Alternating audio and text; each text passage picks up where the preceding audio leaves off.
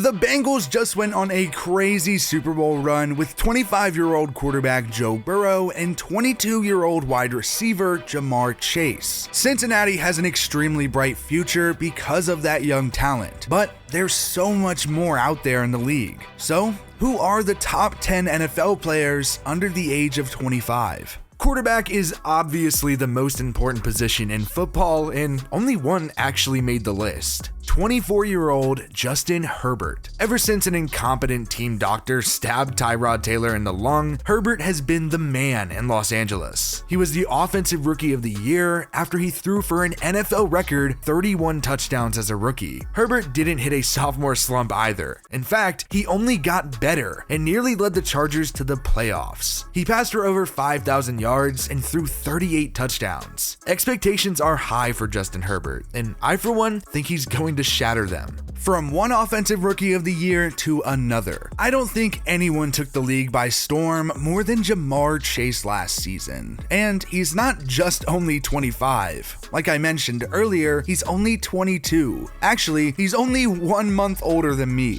Jamar teamed up with his college teammate Joe Burrow and recorded 1,455 yards, an NFL rookie record, plus the most receiving yards in a game and the most receiving yards in the postseason, playing an extremely important role in the Bengals' very improbable Super Bowl run. This guy's talent is without question. He was the Offensive Rookie of the Year, plus a Pro Bowler and a second-team All-Pro. He was a stud, and that was only 1 year in the pros. Now, how about Jamar's partner in crime at LSU, Justin Jefferson? He's going to be 23 when the season starts, and without a doubt has proven he is one of the best wide receivers in the league. Jefferson is the only player in NFL history to record 3,000 receiving yards in his first 2 seasons. He's a 2-time second-team All-Pro and a 2-time Pro Bowler. Jefferson had 1,616 yards last year alone. He's already a star in the league, and he's only 23. Next is a dude who barely has more career receiving yards than Justin Jefferson, despite playing a whole other season more than him. DK Metcalf. After a less than extravagant college career, DK turned into a really good pro, catching passes from Russell Wilson. Of course, we'll get to see how it goes with Drew Lock this next season. Spoiler, it's probably not going to go well, but DK has been a stud nonetheless. He has at least 900 yards in every season, including over 1,300 yards in 2020, a Seahawks record. We'll see how his usage changes without Wilson, but regardless, DK deserves recognition on this list and will be 25 on December 14th, which is actually Jackson's 23rd birthday. Now for the last wide receiver. Kind of. CeeDee Lamb. I mean, he literally pushed Amari Cooper out of Dallas, and the guy's only 23.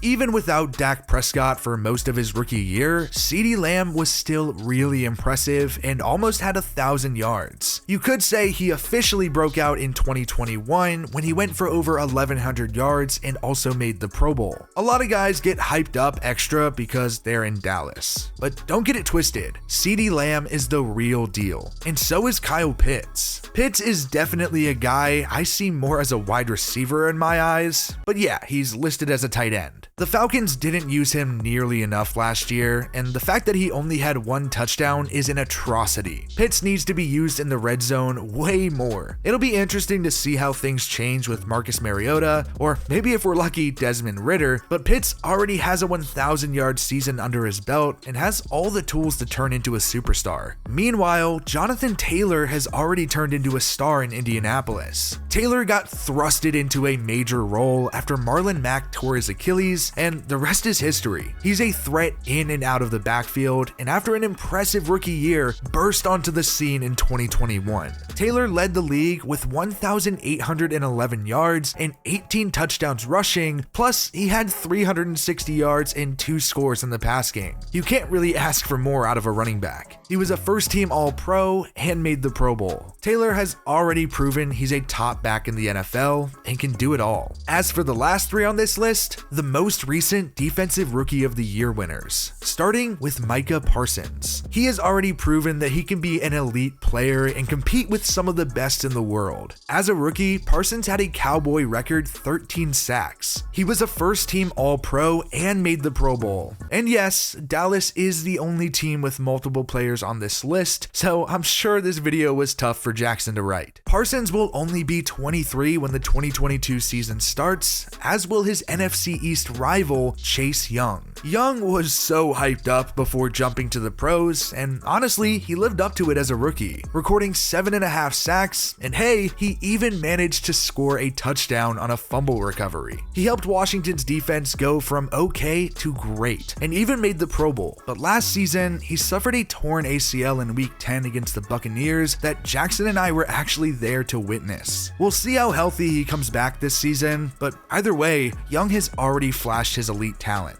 We all know Washington and Dallas aren't going to Super Bowls anytime soon, but Nick Bosa helped the 49ers get there in his rookie year. He had 9 sacks in the regular season and 4 in the playoffs, including a strip sack in the Super Bowl. The next season, he had a pretty big speed bump. Bosa tore his ACL in Week 2 and missed the rest of 2020, unfortunately. Luckily, he was good to go last season and was damn good. Somehow though, with how good TJ Watt was, Nick Bosa fell under the radar. But he did end up with 15.5 sacks and led the league with 21 tackles for a loss, plus he had 4 sacks in the playoffs. Nick Bosa is only 24 and one of the best young players in the league. But holy shit, even if they didn't make this list, there's a lot of talent under 25 years old in the NFL.